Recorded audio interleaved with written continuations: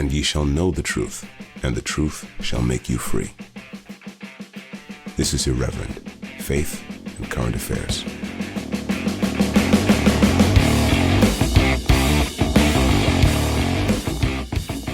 Hello everyone, this is Jamie Franklin here. I am just doing a little intro to tell you what we're going to be doing this week. We recorded an interview with Louise Perry, author and journalist. She's the author of The Case Against the Sexual Revolution and many, many articles. She's got loads of really interesting stuff to say about those things, her thoughts on Christianity. We just had a very great, wide-ranging conversation. It was me and Tom with her this time. We spoke about changes that happen when people become mothers and fathers, the resurrection, these are just my notes, anthropology, Tom Holland, the Church of England and abortion, woke Christianity as a Christian heresy, what the church should do about pornography and the advent of artificial intelligence and how that's going to affect pornography, low birth rates and fake Christians being baptized in the Church of England. Those are the things that I wrote down while we were speaking. I think it was a really good conversation. Really enjoyed speaking to Louise. I think she's just a really perceptive commentator and somebody who's just very, very interesting to listen to, really. So we hope you enjoy this conversation as well. As always, please do leave your feedback in the appropriate place. You can email us at revenpod@gmail.com. Tell us what you think of the episode. And I won't say anything else because that would be boring for you. Enjoy the conversation with Louise Perry. Welcome, everyone, to this special episode of Irreverent. We are joined by journalist and author extraordinaire, Louise Perry. Louise, hello. It's great to have you with us. We've been so excited about this. Thank you very much for coming on. Well, thank you for inviting me. Well, it's a pleasure, and we're really looking forward to what you have to say. Now, Louise, you're the author of The Case Against the Sexual Revolution, and you're also the host of the Maiden Mother Matriarch podcast. You got the words in the right order. Well done. Yeah, well, I always get distracted. I was saying to Tom before the interview that when I say the word Maiden, I just start thinking about Iron Maiden, so I can't, it kind of fills my mind, and then I can't really think about anything else. But that's the book. Go on, Tom. Which is why we were talking about heavy metal bands when you joined us. But yes, yeah, exactly. It's good. It's a good podcast name, actually. It's good. Thank you. Memorable. How long have you been running it for? Just over a year. Yeah. Yeah, like a year and a week. Yeah, and as I understand it, it sort of traces the sort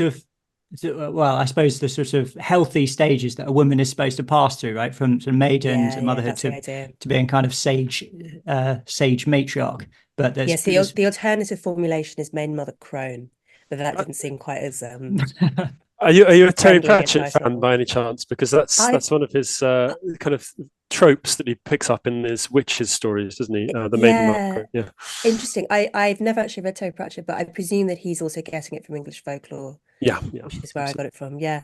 So kind of my thesis is that contemporary culture encourages women to stay perpetually as maidens, and that's not psychologically healthy.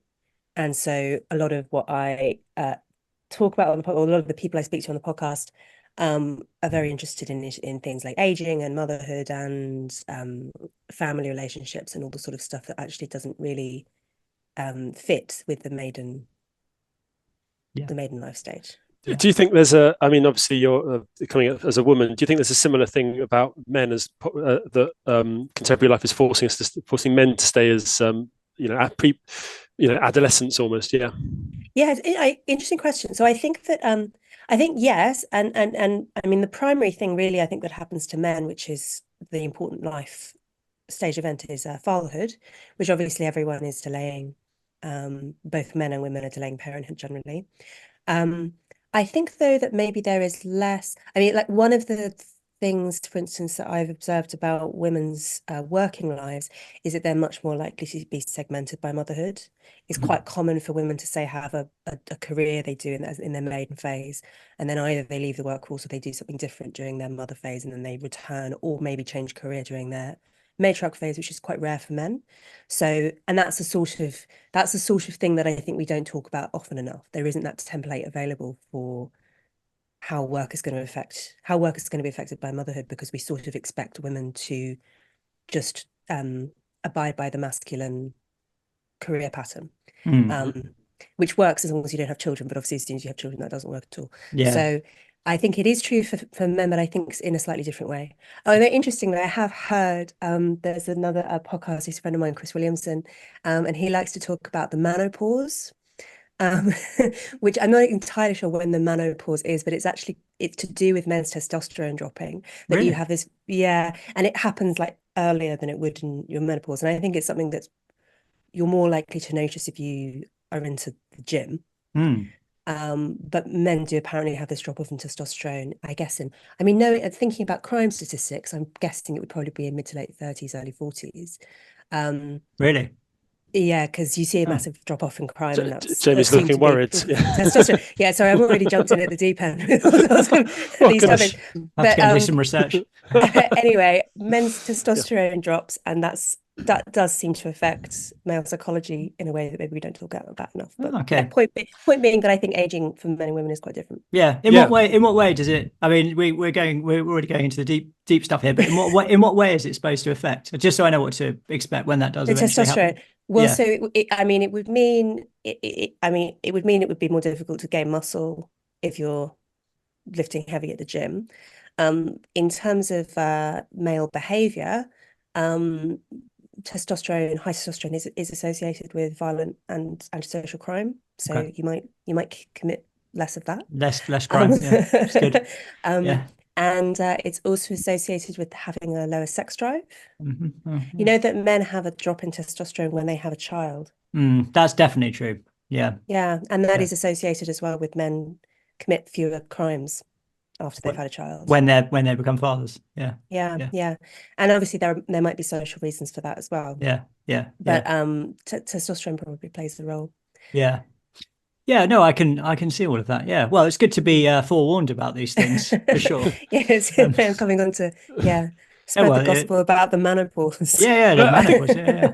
I think there's not. I mean, we're there's a sort of culture even is still kind of aware of the profound changes that happen to a woman when they have a child, and they become a mother. And both spiritual and physical changes, obviously. We're less capable of talking about those profound changes that happen to men, though, aren't we? Because there was a profound spiritual change when I became a father, I think, and I don't know whether you found the same, Jamie. Especially in the terms of a Christian church, which talks a lot about that sort of analogical kind of relationship between Father and the Son in the Trinity, and I did some really interesting, I think, quite profitable reflections on that. I don't think I had such a deep transformative experience, Tom. I think I just mainly found it more tiring. But yeah, maybe that's part of it, Jamie. Maybe. I did. It was really interesting, and it's been, I think there is a change. There has to be. Did it happen straight away after your first child was born? I think so. Because sometimes men talk about there being a delay. The women will generally bond this is true. Quickly with their babies as long as everything goes well. Whereas with men, it's more likely to develop over time. And men will sometimes say they meet their newborn and they're like, who are you? Yeah. I've definitely had that experience. So I've got 4 children, and every one of them I've felt, except for, so I've got 3 boys and a daughter. I don't think they'll listen to this when they're older, so I'll just say this. I instantly loved my daughter, like almost as soon as she was born. But with my other children, it took me like a year to start really feeling great love for my boys. I mean, I love them now, obviously, like hugely, but that definitely took time. I wouldn't go so far as to say they were I felt like they were strangers, but definitely took time to forge the connection for sure. I think it would be good if people were more honest about that. Obviously, I mean, you say you don't want your children to hear. Well, there's a reason. That's often, I think, why there's a reticence, because you're afraid of hurting your children's feelings. But I think that it's something that men can find incredibly disturbing if they don't expect it and if they don't think it's normal. But I mean, women get used to, you've got this child is literally grown in your body. You have a literally a visceral connection with them. And so when the newborn arrives, it isn't nothing's really a surprise. Whereas for men, I don't think it really feels real, particularly if it's your first baby. I don't think it really feels real. Yeah, I remember reading an account, I think it was from Liam Gallagher, funnily enough. I don't know why I was reading it in a magazine or something, when he was talking about when his son was born, and he was saying it was sort of the happiest day of his life and everything like that. that was before I had any children. And so when I had them, it was a bit of a disjunction. I sort of thought, well, yeah, I don't really feel like that. And I don't know, I didn't find it very disturbing. It just took time. But I can appreciate how it could be disturbing if that's really what you're expecting. Yeah, I mean, that's interesting because that's not. I mean, the first few days were strange because it was in the middle of a lockdown type time, and so I was separated, and it was kind of weird because I've been there through birth, and then came back, and there was just sort of just me in the house for sort of 3 days, texting my wife, but not able to sort of go and see them. But it was I felt quite connected to the process quite early on. But then again, maybe because it was again lockdown, and I literally was around the child, mother and child every day. There was no escaping them. It wasn't like I was going out to work. I don't know whether that was part of a different experience. Maybe I'll reflect on it this time. You're probably just much more sensitive than I am, Tom. I imagine. Maybe. Just yeah. We should talk about Louise though. So that's why we're here. So Louise, I really loved your book, The Case Against the Sexual Revolution. I read it at the back end of 2022, I think, and it was I actually made extensive notes on it, which I do with books I like, and I find worthwhile spending time with. I found it very disturbing. I didn't really sort of think of myself as a naive person, but I sort of read it and I thought, oh my goodness, this is even more shocking than I imagined. But I thought it might be interesting just to talk about, who you are and sort of your background and how you came to write such a book. And maybe you could sort of, for people who don't know, sort of share a little bit about what the book is about and the main themes and what sort of animated you in your writing of it. Yeah, sure. I mean, I should say actually on the disturbing question, it is. I mean, there's a lot in the book that is shocking and is sort of designed to be shocking because I thought that it needed to be. It is also a slight problem that some readers have found that they want to give this book to their teenage or young adult children and don't want to because it's so disturbing. So there is a young adult edition coming out in October for that. Oh, really? Yeah. Oh, cool. That's good. Which is less than half the length and has simplified prose and is has all the really grim stuff removed. So the editing process was quite interesting in that sense because I like one example, I write about grooming gangs at one point. I didn't want to remove the stuff about grooming gangs because the teenage girls are exactly the people who need to be knowing that this exists, but it was sort of stripping away anything that was too much. But anyway, I mean, so the thesis of the book is essentially that the popular liberal progressive narrative about the sexual revolution is that it was entirely to the benefit of women.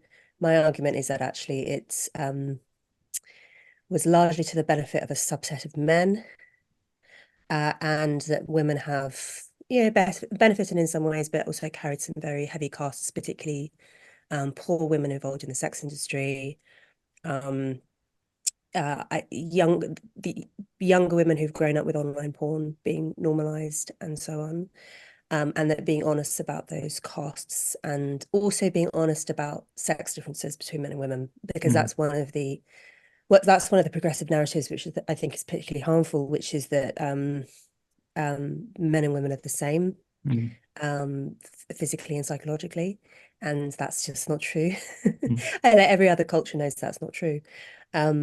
And I think we really do a disservice, I think particularly to young women, but when we don't tell them that, we don't tell them that, for instance, they are much less physically strong than their male peers, or that they are likely to become emotionally attached from having casual sex in a way that a boyfriend might not, this sort of thing. So a lot of the book is about what those sex differences actually look like and why the sexual revolution has been largely to women's detriment, because it's basically encouraged a more masculine mode of sexuality that doesn't suit women's interests and is really being enabled by the pill and by the decriminalization of abortion, which acts as a backstop when the pill doesn't work.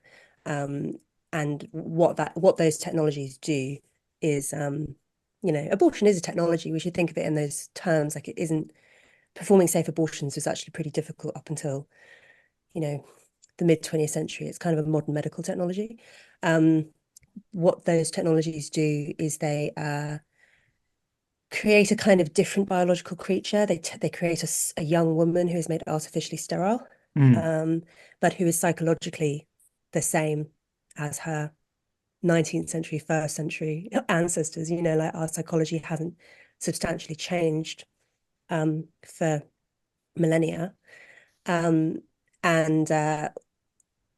just because we have artificially sterilized ourselves doesn't mean that sex differences have gone away, that all the complexities of sexual relationships have gone away. And I guess I make an argument from first principles, not from Christian principles, as I'm sure we'll get into, but that many of the basically Christian sexual morality serves women's interests much better than pretty much any other system. Yeah, and that is it's a central thing I wanted to ask you about, really, because as I understand it, you're not coming at this, I mean, at least in terms of your autobiography, you're not coming at this from a Christian perspective. It wasn't Christianity that led you to write such a book, and I suppose that's one of the things that makes the book so interesting, because of course there are many sort of traditionalist Christians who could agree with you about all sorts of things, and those things would flow naturally from theological or scriptural principles. But this is not where your book is coming from at all, is it? So do you want to say a bit about that, because that's a really interesting feature? Yeah, well, I would say that was certainly true when I was writing it, and has made okay. So I think that yes, when I wrote it, it was certainly very much designed to be for a secular audience. I am, like everyone, my parents were Australian, but I was born and raised in Britain. I am a cultural Christian, went to an Anglican school, but I wasn't going to church at the point that I was writing this, and I certainly didn't take, one way of reaching these same conclusions is to say, well, the Bible is true, and one can infer all of these ideas from that. I ended up, of course, reaching many of the same conclusions through other sort of means. But then, like, for instance, I argue that monogamous marriage is the best arrangement in which to have children, partly because just purely based on the data on domestic violence and so on, polygamous marriage is a worse system for women of children. And the thing that feminists who are anti-marriage have never really managed to contend with successfully is, what do you do about the support that a mother needs during pregnancy and infancy and beyond? Women do need at least one other adult to support them, and we've never worked out a way of doing that successfully except really through monogamous marriage. So anyway, I reached the same conclusion as Christians by a different sort of argumentative route. I mean, one of the things I did find interesting about when I published the book, which was now, I think, almost 2 years, coming up to 2 years ago, is how many Christians contacted me and said how much they loved it, even though I had written things which, I expressed support for same-sex marriage, for instance, even though I wasn't being orthodox with a small O. And it made me realize actually how close I was to the Christian position without quite realizing it. Yeah. And I mean, and you can also, of course, argue backwards and say, well, just because you can reach these conclusions by secular argumentative means isn't evidence that the Christian position is false. It's evidence actually that there is deep wisdom in the Christian tradition that can be glimpsed through other. I mean, that's a sort of what you might call almost a natural law approach to theology, where you look at first principles from creation and work back towards the, and that's a strong way of doing theology. A Christian would want to then marry it with the witness of the Bible, I guess, and say, look, they're in concordance. I mean, it's Psalm 19: the heavens are declaring the glory of God, this idea that we can discern attributes of the Creator and indeed his will for humankind from the creation. It's so a Christian would say, yes, of course, your first principles look at what the sexual revolution has, the damage it's wrought on society, are entirely concordant with or in many ways concordant with what the Bible would say. So I think, I would say that would be something you'd expect if Christianity were true. Indeed. Yeah, indeed. Yeah. And I have kind of, I talk about this quite a lot on my podcast. Christian themes come up quite a lot. And, I'm still somewhat on the fence about some of the supernatural claims, but I think Christian morality is true. I think that Christian traditions are basically, I still feel agnostic, so to speak, about something like same-sex marriage. I'm not entirely, but then so are many Christians. So yeah. Wow, that's very interesting. I think it's interesting because you sort of call on the church to be more supernatural, don't you? In your article for the Telegraph just before Christmas, woke Christianity will kill the Church of England stone dead. One of the really interesting things that came out of that was you say, be more supernatural, embrace that, whilst at the same time personally you say, but I find that really hard to embrace, which is there's something pulling both ways there, isn't there? Yeah, it's true. I mean, I go to a Holy Trinity Brompton plant church, right? Really? Yeah, I know, somewhat unexpected. You might think, I sort of thought if I was going to convert, I would probably go become a trad cat or something, but no. You could always change your mind, Louise. The reason is because I have never found a church environment that is more welcoming to children. Right. Okay. That's good. Amazingly so, to the point where I have 2.5-year-olds, and I tell him that we're going to church, and he's thrilled. He's so thrilled because he gets to play with the toys and because he likes singing songs anyway. So that's kind of my main reason, rather than anything theological necessarily. Although I think that also I also find the type of religious service where you feel brought out of yourself attractive. Yeah, a sort of spirit focus. Yeah. Yes, as do a lot of people, clearly, and to some extent, of course, say traditional Catholic services do that in a different way. And I guess that's part of what I was gesturing towards in that Telegraph piece. Although also, it's just sort of on paper, it's just true. It's just more. It's not the case that if you water down your belief system, you get more bums on seats. You don't. Yeah. Actually, it's HTB kind of churches. It's more traditional Catholic churches. Those are actually the churches that are attracting congregants. So they must be doing something right. Yes. Even if I find, I've got to say, one of the things that I find sort of strange about Catholicism, although I have many Catholic friends, is just the kind of, for want of a better word, the woo. The amount of stuff like the panoply of all this stuff is just so you have to suspend your kind of rationalist modern mind to such a degree. I find if you're going to really throw yourself face first into that tradition. But a lot of people clearly want to. But I think you have to embrace any sort of discipleship to a degree, don't you? Because you have to, in the end, as you sort of hinted at, you have to come to some sort of understanding within yourself as to whether the supernatural is something that you can put your faith in, or whether it's something that your rational mind says no. I mean, did Jesus rise again? Did those cells, 48 hours in the tomb, decomposing, falling apart, the body, did it reknit itself? Did the mitochondria spark up again? Did he walk out of that tomb? And if you don't accept the enormity of that claim, then I'm sort of quoting from the Seven Stanzas for Easter, which is a beautiful poem, which sort of puts this sort of, it takes this sort of these rational sort of medical terms and sort of uses them at the Easter story, and it's quite jarring in a way because it makes us confront that fact that we're talking about a miracle that is impossible,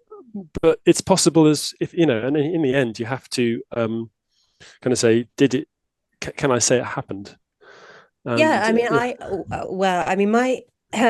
instincts And again, I'm coming at this, I guess, from a sort of a rationalist start, which maybe isn't very helpful. But my instinct is to think that to find the resurrection plausible in the sense that, maybe God did just make this one great intervention. What I find more difficult is some of the sort of did so-and-so's relic really cure scrofula?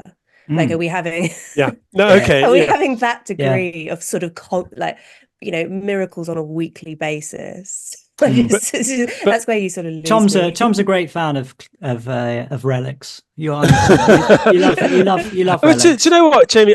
You do, Tom. You know it's real. Come on. Come on. So I don't know. It's in the New Testament. Come on.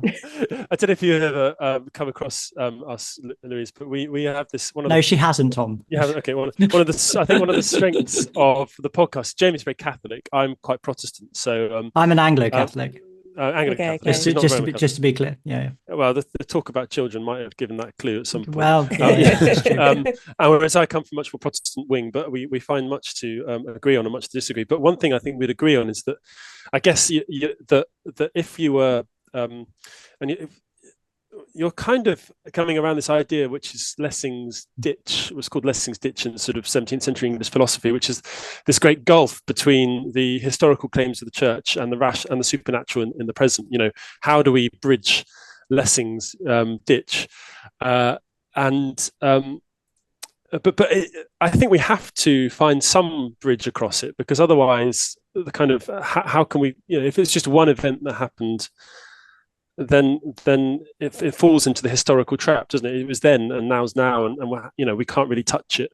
Either transcendence kind of keeps on flowing down the ages, or it stops. But we're not going to convert you right now, so probably. Also, what's the point of prayer? Right, that's the other question, right? If God isn't intervening in the world, then why? Why pray? And that is a point that I get really stuck on that. So can I ask you, Louise, this is something I'm very interested in myself, because you've written quite a lot about the way that the modern world is, the things that we sort of take for granted in the modern world really come from Christianity, but we tell ourselves this story about how we basically made them up ourselves in the Enlightenment period. So, I mean, that's been something I've been thinking about that for quite a long time, and I don't know if you sort of you may very well be conversing with authors like Charles Taylor or David Bentley Hart, people like that. They talk about that kind of thing quite a lot. So it's something I've been thinking about for a while. But I was wondering, like, how did you sort of start realizing that? And has that been a significant thing for you in terms of going to church yourself and sort of finding the faith more plausible, or how does that work for you? So my first degree was in anthropology. And even though I'm sure this wasn't, I went to SOAS, which you may know is this extremely left-wing university in London. Yeah. And even though I'm sure this wasn't the intention of any of the lecturers who taught me, it did sort of, one of the things it introduced me to was the fact that other cultures think about things really, really differently. That there are also human universals, actually quite a lot of them.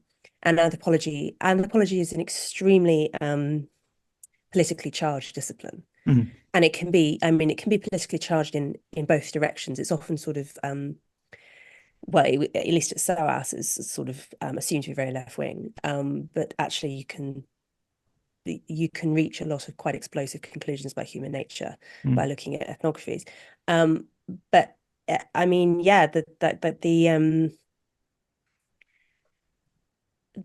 the Christian moral assumptions that I was raised with and that we pretty much all share in the West are absolutely not assumptions that are shared by everyone. Not at all. And you wouldn't know that if you didn't go looking, because it wouldn't really come up. And also because I think that there's generally it's very easy not to have what I think of as cultural theory of mind, to just assume that everyone views things in the same way that you do, which of course they don't. And even though I didn't quite reach these conclusions as an undergraduate, I think that it settled in my mind. And then of course reading Tom Holland, he's a great recent proponent of this position. I don't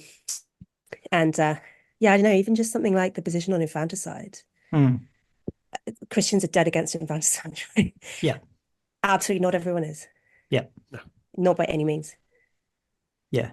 No, I mean it's even going back and to Western culture, where sort of pre-Christian Western culture, the Roman Empire was deeply in favor of infanticide. Deeply, the idea that human life has an inherent worth was not something a Roman would in any way agree with you. They would, in fact, the whole society was based around a sort of rigorous slavery system, infanticide, and sexual dominance. I mean, these Yeah. are that's the Roman Empire. Yeah. Um, Yeah, and it's a real challenge for feminists. I wrote an essay for First Things last year Oh yeah, I read that. about We are this. repaganizing that We with that are one. Yeah, I read repaganizing, that. Yeah, it was yeah. good. It was really good. I mean, yeah, my argument in that piece is that I think the reason that Christians reach this conclusion about infanticide and also more, with more contemporary salience, abortion, is because Christians, unlike Roman pagans, regard weakness as something to be protected and treasured, and Roman pagans don't. And which is also one of the reasons why Christians, this obviously sounds very provocative in a contemporary context, but why Christianity is much more favorable to women than many religions and cultures. It's because women are obviously smaller and weaker than men and are made more vulnerable still by childbearing.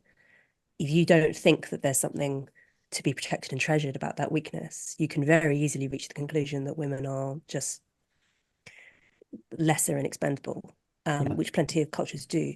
And it's a problem, therefore, for feminists who want to say, on the one hand, we shouldn't protect the weak when it comes to abortion, but also we should protect the weak when it comes to women. Yeah. Do women? Sorry.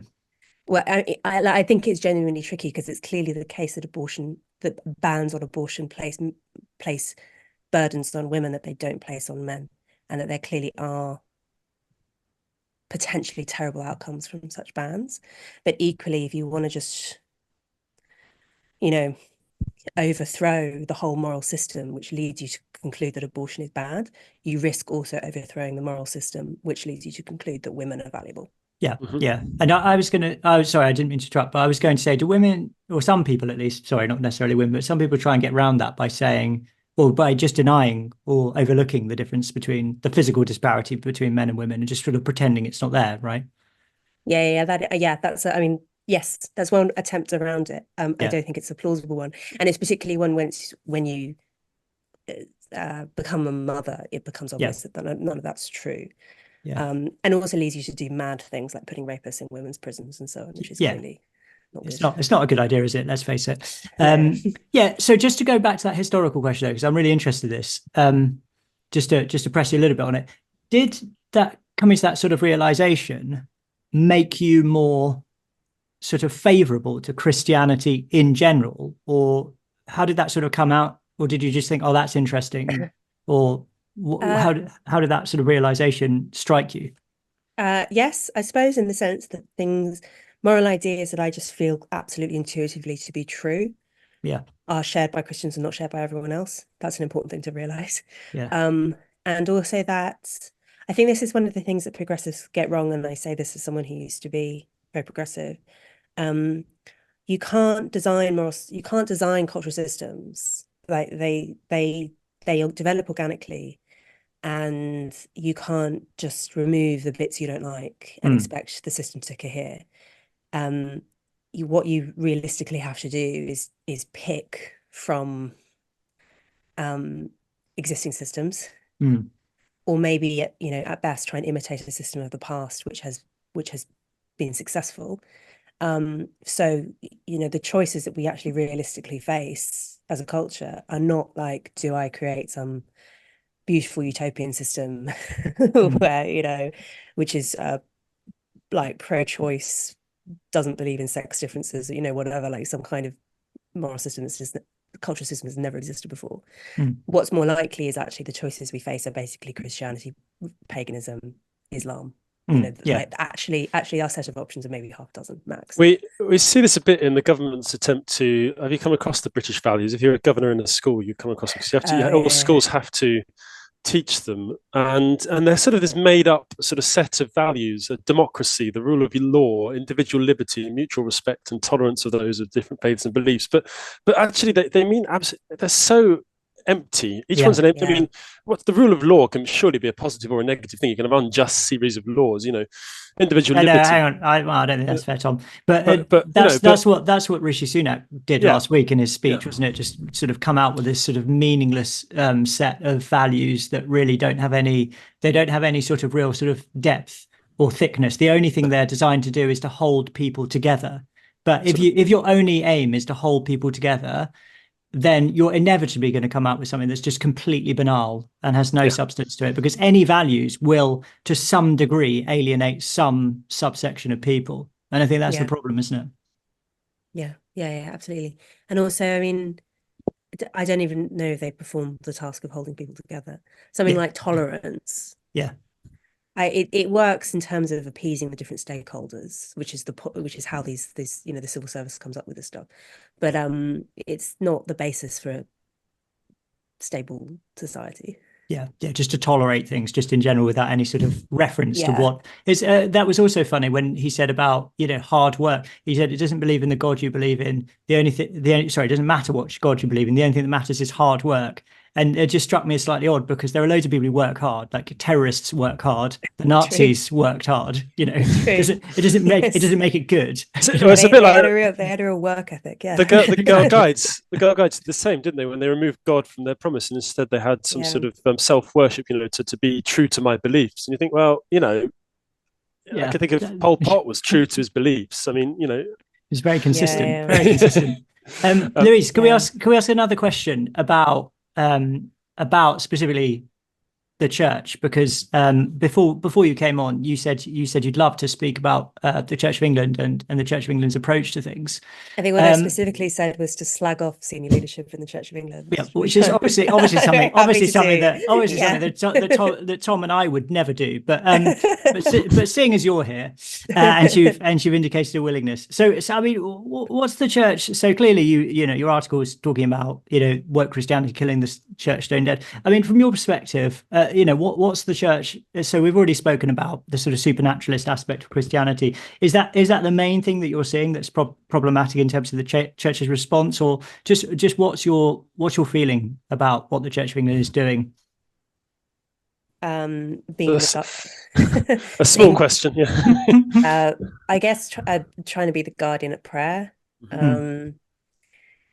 or to be less facetious. I mean, I think that there is so going back to the abortion question, the reason why abortion is such a politically explosive question, particularly in the US, is because what you're really debating when you debate abortion, is whether or not your culture should remain Christian, right? Like, that's why it's a big deal, and that's why 6-week limits, 12-week limits, whatever, matters so much politically, because that's actually what's being discussed. Like, are we Christians or aren't we? And do Christians get to exert their moral force through the law? And there are plenty of people in this country, America, and elsewhere who really don't like Christianity. I mean, I think that if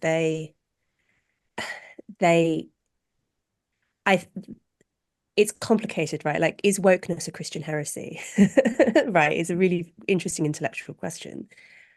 There are clearly elements of wokeness which are very anti-Christian, being pro-abortion, being pro-euthanasia. They don't talk about euthanasia quite so much, but they are generally pro-euthanasia, being anti-marriage, plus also pro-same-sex marriage, pro-prostitution, pro-pornography. Like, the list of things that are just really not compatible with Christianity is a long one. Equally, a lot of the moral ideas within wokeism, the idea of equality and holding up the weak and all this kind of stuff, is also kind of derived from Christianity. So it's an interesting blend of the two. In some ways, it's taking kind of Amalgam in the first things I say about repaganizing. It's kind of reverting to some pagan ideas, but then also holding on to some Christian ideas. So it's complicated. I think if I could just comment, I think a lot of heresies for Christian, if we're going to use that word, are found when you take part of Christianity and you run with it without taking the whole. And I think most of them you can say that's there to a degree. And I think awokenism is it's taking some bits of Christianity that are true in themselves, but also when in a sort of mature belief system, I guess, balanced against other responsibilities. Like the truthfulness of God, like the holiness of it's a bit like running with the love of God without understanding that the other side of the coin is the wrath of God, because the holiness of God is the thing that holds those two together.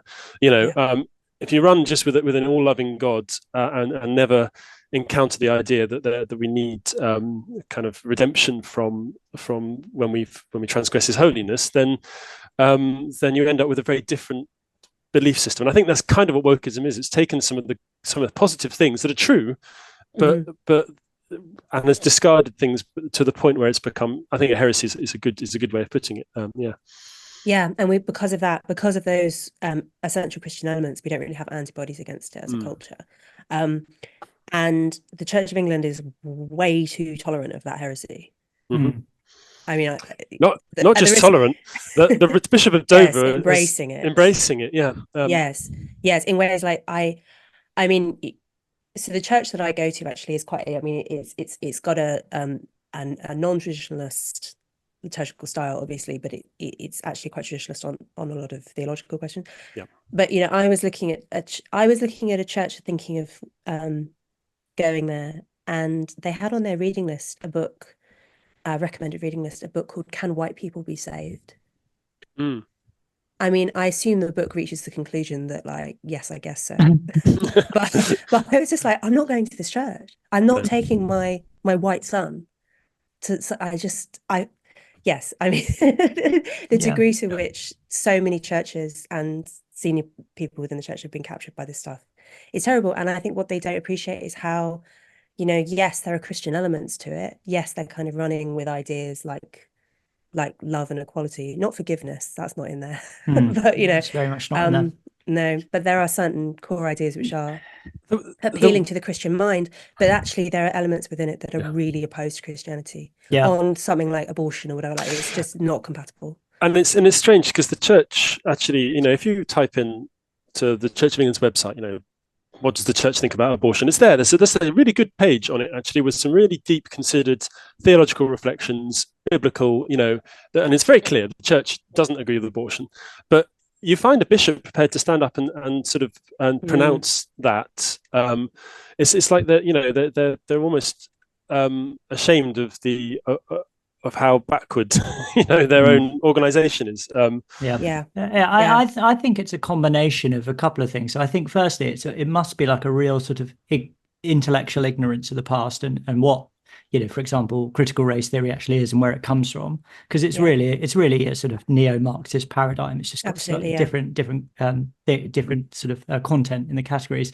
So there's that. I think there's the bishops are like notoriously I'm trying to think of a non sort of pejorative way of saying this, but they don't have advanced theological degrees, let's put it that way, most of them, and none of them have ever taught or anything like that. So they're quite ignorant in that sense. But then there's also a sort of desire to ride the cultural zeitgeist, and they imagine that's what they're doing. I think. Well, this is the most charitable way of seeing it. I mean, there are plenty of people who think they're destroying the church on purpose, but like, let's say they're not trying to do that. They genuinely think this is going to win people. And so that must be why they're doing it. I can't really see that. I can't really see it any other way, to be honest. I don't understand why they'd be doing it, because it's so obviously, as you're saying, it's so obviously anti-Christian, contradicts our doctrine, contradicts our formularies in so many ways. So that's the way I see it. Yeah, I mean, I'm sure they are sincere and they do think. I suppose it's logical to look around and say, well, this is sort of this is the hot ideology right now. So I guess we want young people coming to church. We should probably go with it. I think that's to misunderstand what people find attractive about religion, because it's also because another thing that progressivism is like in the name, like it's about progress, it's about rejecting the past. If you if you believe in that, if you think that what people were saying and believing 10 years ago is unforgivably problematic, why on earth would you commit to a 2,000-year-old religion? You're just so fundamentally opposed to tradition per se, and also one which has, a male god. There are just so many essential elements. I know I'm sure that there are bishops right now who are patriarchal. trying to It's very revise patriarchal. that. Yeah, like there are certain elements of Christianity which are just never going to be compatible with this worldview, and if you try and lure those people in, you're just going to end up destroying your own institution, which is I think largely what's happening. Yeah, and I suppose linked to this also is one of the things that really came out of your book for me, which is, well, one of the things I felt when I read the book, particularly like sad for young men, and I listening to your some of your interviews as well, like when you spoke to Jordan Peterson, for example, or when he spoke at you and let you speak for about 20% of the time, but you did a very good job, by the way. It was like the sadness about young men and like how just lost and pathetic, quite frankly, they are. That was the thing I found so shocking. I thought, oh my goodness, are young men really this pathetic and lost?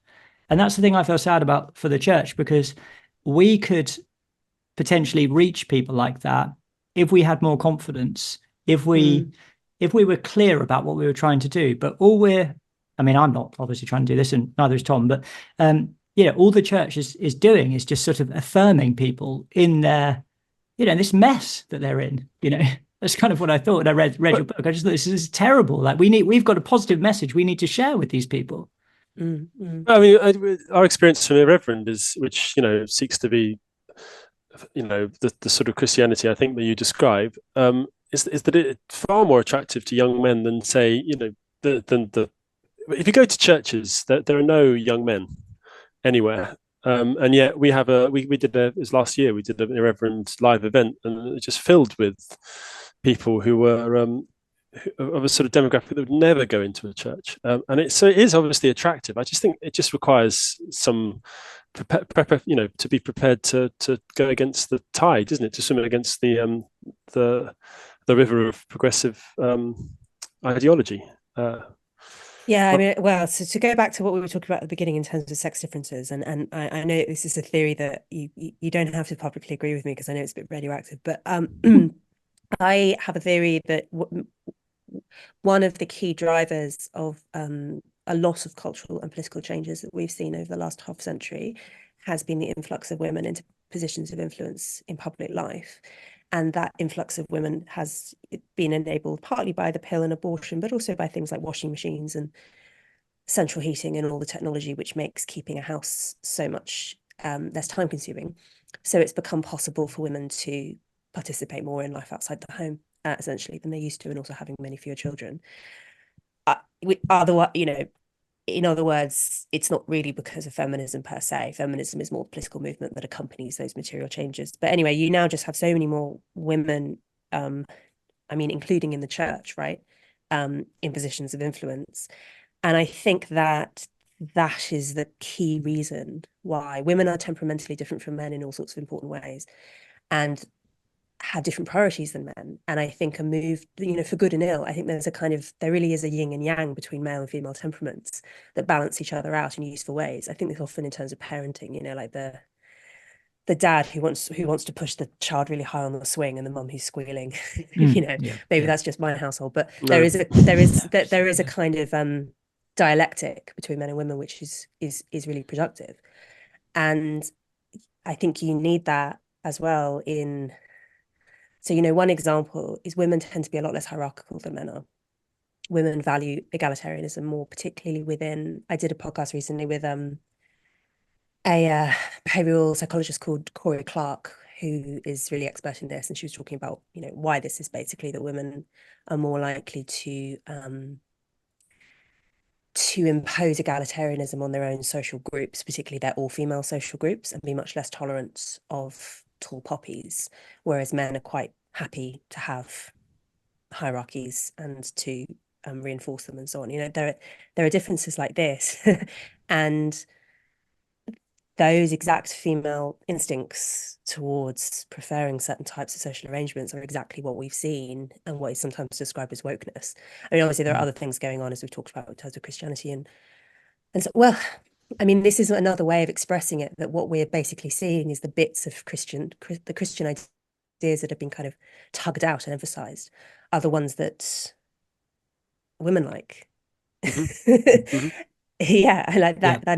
That is a very Yeah. simple Yeah. way of explaining why we're seeing some of what we're seeing. Yeah. And because if you don't have that natural dialectic, you don't have a check on that. Yeah. And you can have a kind of runaway emphasis on, say, Yeah. egalitarianism to the point of actually being very destructive. Yeah, and that's really perceptive, and that's why the church doesn't appeal to men, basically, because we're Yeah. emphasizing those feminine characteristics, or whatever you want to call them. They're overemphasizing them, which may, so that they may exist within Christianity to some degree, but they're emphasizing the other ones aren't.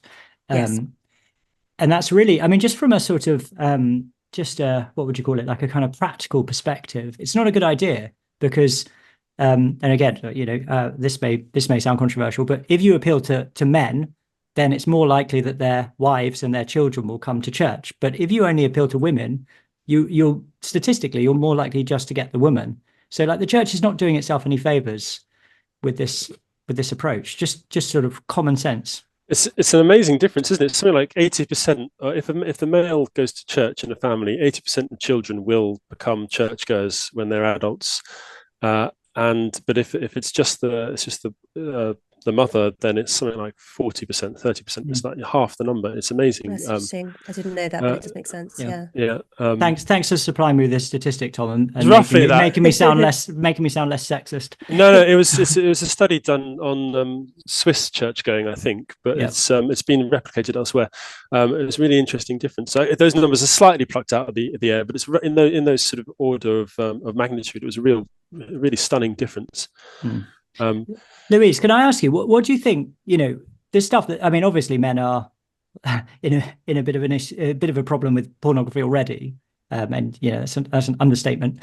But obviously we've got stuff coming up, down the pipeline of filth, let's say, with AI, and young men are just going to be able to put a headset on and have their wildest fantasies delivered to them through that headset, and pay a premium for it, and so on and so forth. And this is going to be even more damaging than what's available at the moment. I mean, what do you think is the response to this? What can young men do? What can the church do? What are your thoughts? My vicar at our church actually gave an excellent sermon on porn the other week. Really? I was very impressed. It was very good, and very straightforwardly anti, here's what scripture says about this. Here's what statistics say about this. It's terrible. And I thought it was really brave of him to give a sermon, which must have been quite embarrassing. Did he do it on a Sunday morning? Yes. Wow. That's good. And I mean, partly this is because the HTB churches, the children go to their groups, so that there weren't young children in the room. Yes, I mean, and I told him how impressed I was, because I think that is a brave thing to do, and I'm sure lots of priests wouldn't want to, because it's quite embarrassing. But yes, I mean, I think basically the Christian view on this is the correct one.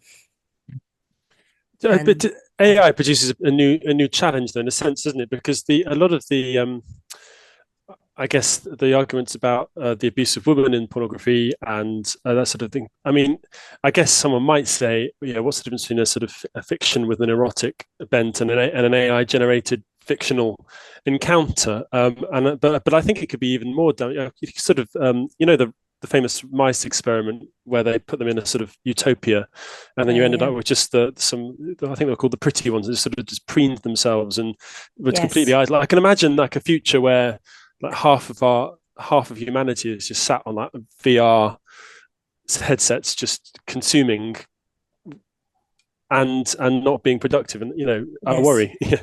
No, I mean, it's a fair worry, and it's actually, I had the episode isn't out yet, but I spoke to Jeffrey Miller a little while ago from my podcast. He's an evolutionary psychologist, and he's actually suggested that this might be an answer to is it Fermi's paradox, the fact that the lack of other intelligent life in the universe. or someone else's. Anyway, I hope I'm getting that right. Anyway, a possible answer to why we have not found other intelligent life in the universe is because they all, once you reach a point where you're sufficiently technologically sophisticated that you can create blissful virtual realities, you will plug yourself in and breed yourself out of existence. Well, not breed yourself out of existence, right? Which is an interesting theory. I mean, yes, definitely, you can see how people would just tune it. What's that expression from the 60s? Tune in and log off. Yeah, tune in, drop out, is that it? Tune in, drop out, yeah. And basically, but that times 1,000. And I mean, it's worth thinking about this in relation to women as well. I mean, women obviously don't use porn anything like to the extent that men do. But women are quite susceptible to the AI stuff too, in terms of erotic fan fiction. Yeah. Which can be perfectly tailored to like feminine tastes. Definitely discourage women from seeking real relationships. Yeah. It sort of seems to me that there's a point coming, like almost like a singularity, almost, where we are really going to be faced with that question of what world do you want to live in? Do you want to live in the real world, or do you want to be like, it's Cypher in the Matrix, isn't it, who decides to stay in the Matrix because his steak tastes nice? That's going to be the sort of the singularity will come, and then I think we'll all have to make a choice. And there's got to be some kind of Christian response, a robust Christian response to this. I'm not sure I've quite sort of thought it through to the extent that I have, that I'll need to, but that's coming, I think. It's a really, really interesting question that I don't have a clear answer to, which is, what do we think about technology in general? And what is a Christian response to technology in general? Because technology is destabilizing, just it inherently is. And actually the thing that has driven modernity more than anything else, it's not ideology and abstract nouns, really, it's actually technology. And technology can't help but destroy, and sometimes that's a good thing. I mean, I don't want to be going without antibiotics and cesarean sections and all this stuff, I want that. But it's also clearly the case that even the most blessed technology can have bad unintended side effects. Have you ever heard of Nick Bostrom's idea of the black ball theory? I think so. Nick Bostrom's a futurist, a philosopher at Oxford. And he has this theory that every time you create some new technology, you're putting your hand into a bag and bringing out a ball, and the ball is whatever consequences your technology has down the line. And that eventually, the more times you do this, you'll pull out the black ball, and the black ball is the one that destroys humanity, that contains some kind of existential risk that you can't prevent. And that's there's a very strong argument in there for just stopping. Except of course, even if we could do that, it's a really profound question, which is really difficult. And of course, there have been Christian communities that have come up with answers. I mean, the Amish being one, rejecting it all. Whether that, how that plays out in the long term, I don't know. They have very high birth rates. I mean, they are an example of a group who are currently really winning during this evolutionary bottleneck. So we probably should expect people like the Amish to become much more numerous in the future.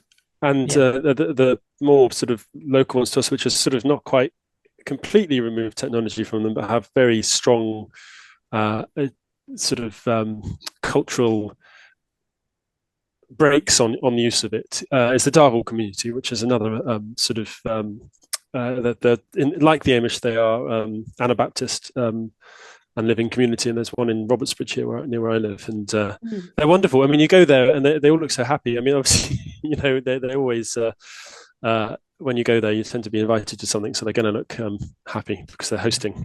But even so, they have their own schools, they have their own little production line, they have a factory on site where they all work on a Saturday morning.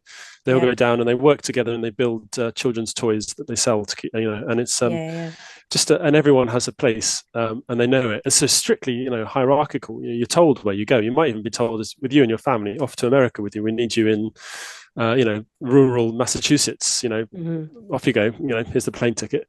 But you do it. But at the same time, I think, looks to me from my experience of it, that there's a depth to the culture which will maybe weather some of the storms that are coming. Yeah, I mean, this is the subject of my next book, which I'm working on the moment, which is called The Case for Having Kids, which is about falling birth rates and why it's a problem. Right. And I mean, as you can tell from the title, the conclusion I reach is that People it's should not have good. kids. People should have kids, but you'd be surprised how controversial that is in the Church well, of England. Jamie got let's not go into it, Tom. Jamie got into some trouble for the idea, the very suggestion that having kids might be a good thing that people should aspire to. But anyway, well, yes. So I mean, we live in an extremely low fertility culture, and that expresses itself in lots of different ways. And the problem with low fertility cultures is, what can't last won't last. They are self-limiting. I mean, they can potentially convert other people's children, and to some extent, that's what Western culture, let's say, has done successfully until and is still doing to some extent. But I think it can't do so indefinitely. If you've got birth rates like South Korea are looking at losing 95% of their population in a century. Crazy. They have the lowest birth rate in the world by some distance, but regardless, these things are geometric, so that's how it will end up happening. Interestingly, the most high tech and sort of cutting edge kind of AI style, that culture is funneled into that, isn't it? Yeah, exactly. And this is what's so fascinating, that it seems as if modernity is self-limiting in a sense. Like, as soon as people become modern, there's lots of different theories as to why people end up with low birth rates, and a lot of them kind of end up being just those stories. The thing that really correlates with reaching below replacement fertility is just being affluent. It's just hitting the GDP per capita of about $10,000 a year. So it's not, as a nation, so it's not even that affluent. Nepal is sub-replacement. Most of the Middle East is sub-replacement. It's not as though it's just really rich countries that this is happening to. And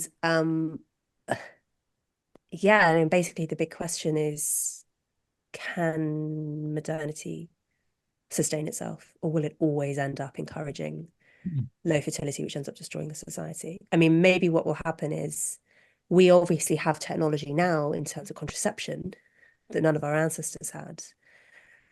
So maybe what's happening now is just that we're going through an evolutionary bottleneck in that the people who are having children are the people who really want to have children. And we're just going to end up with a culture that is much, much more broody. Yeah. Well, that makes sense. Not just a culture, I mean like a set of people. Like, that's the evolutionary trait that's been selected for. But also, clearly, there are some cultures that can manage this and some cultures that can't. And I mean, those sort of traditional cultures where people are very communitarian and basically live in what's not much different from a medieval village, they're really good at producing children.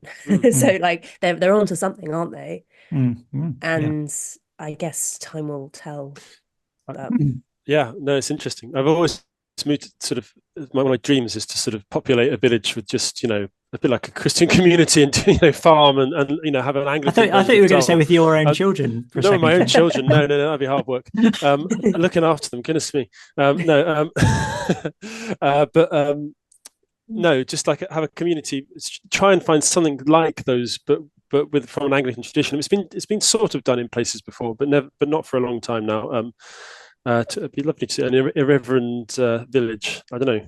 Yeah, Jamie and I wouldn't get on. It's not really my vision of the future. To be honest, I love it. No, there's a long tradition of that kind of Christian, like, intentional community building, right? So yeah, that's true.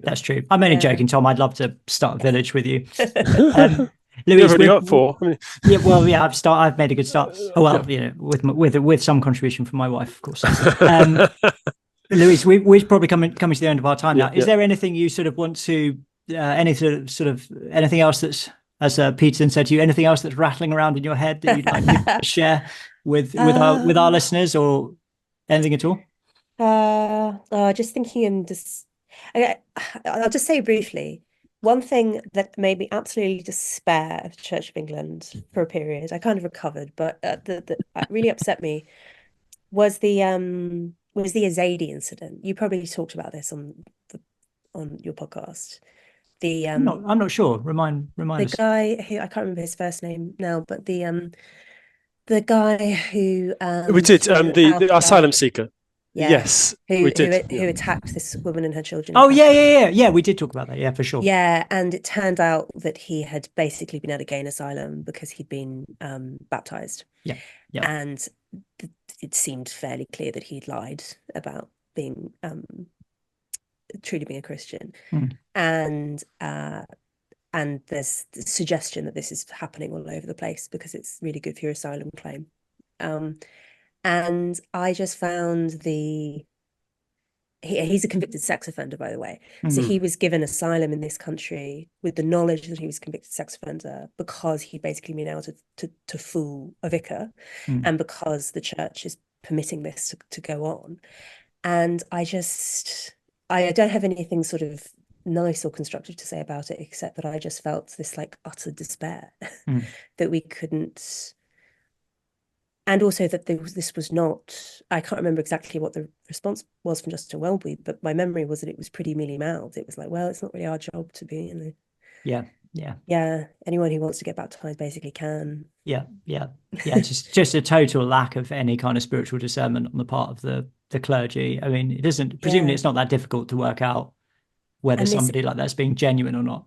And this inability as well to recognize that, like, protecting, I mean, and this is, again, it's going back to the Christian heresy thing.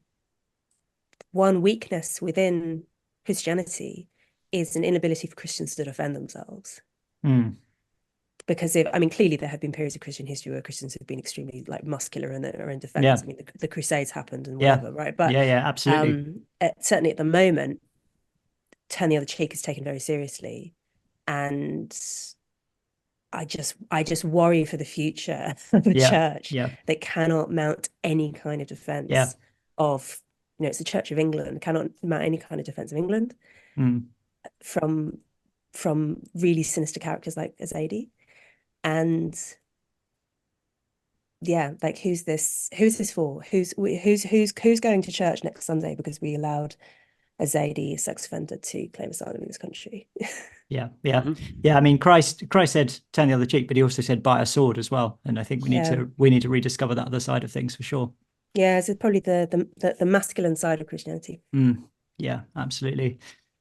Well, Louise, listen, it's been absolutely wonderful having you on. Really, really enjoyed the conversation. I'm sure our listeners will have done as well. I've just noted that you can pre-order, can't you? Your next the book, which is a teenage version of. Oh, can you? Oh, that's good. Nice. It's on Amazon, so you can go. All our listeners can go on there and pre-order a paperback, releasing on the 4th of September. There we are. Give it to all of your. It's technically aimed at 16 to 18-year-olds. Yeah, that'd be great. I would happily give it to a 13 or 14-year-old. It's just that we didn't want to. Sort of push it too much, but an intelligent 13 or 14-year-old could also read it, I think. I mean, by the ages of 13 and 14, boys are already.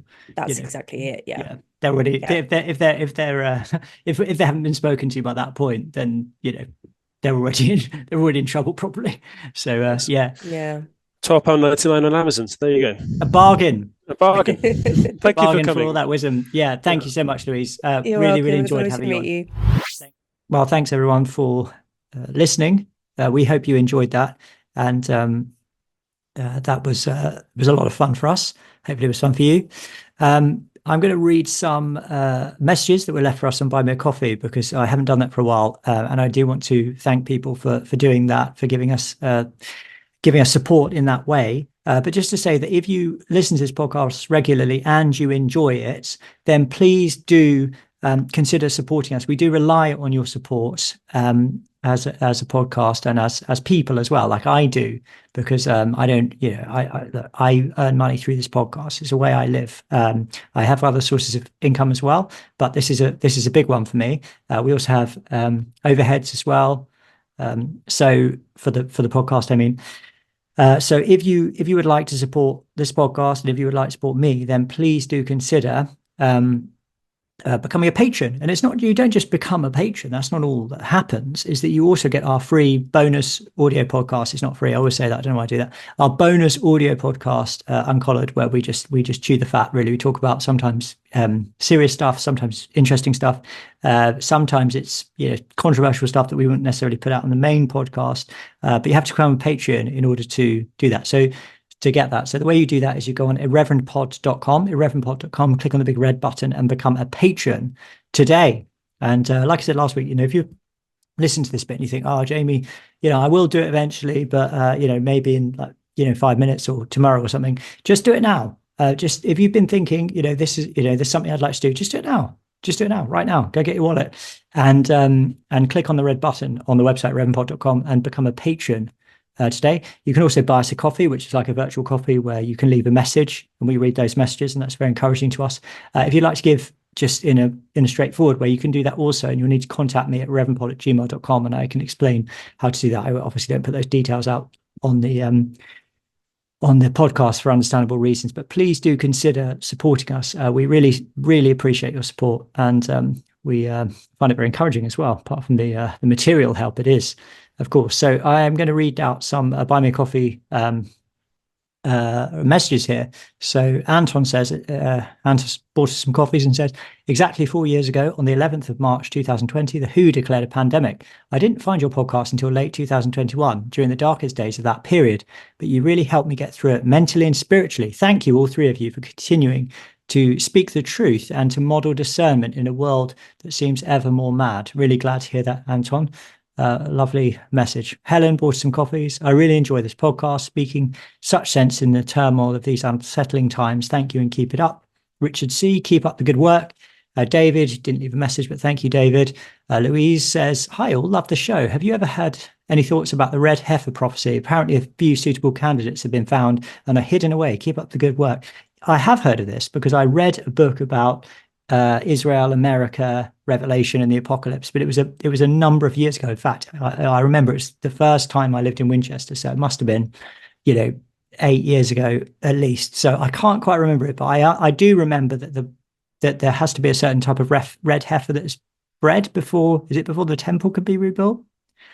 Can't remember too many details. So there you go. Joe, thank you so much. I've been praying for deliverance from a horrible situation regarding some abusive and bullying neighbours that has been going on for years. This week, the Lord has answered my prayers, and we have agreed on the purchase of a house where we can be safe and happy as a family. The Lord is my shepherd, I shall not. Well, really pleased to hear that.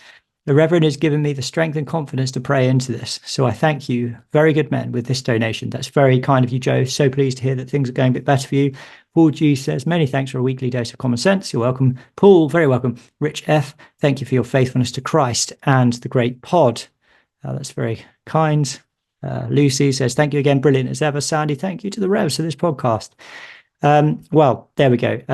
There are actually other messages that... I don't want to go on too long, but thank you very much for all those kind messages. We really appreciate that. And if you'd like to leave a message like that on Buy Me a Coffee, you go on the website, reverendpod.com, and click on the yellow button. You can do the same. Next week, we will be back to normal. We'll just have a normal topical episode.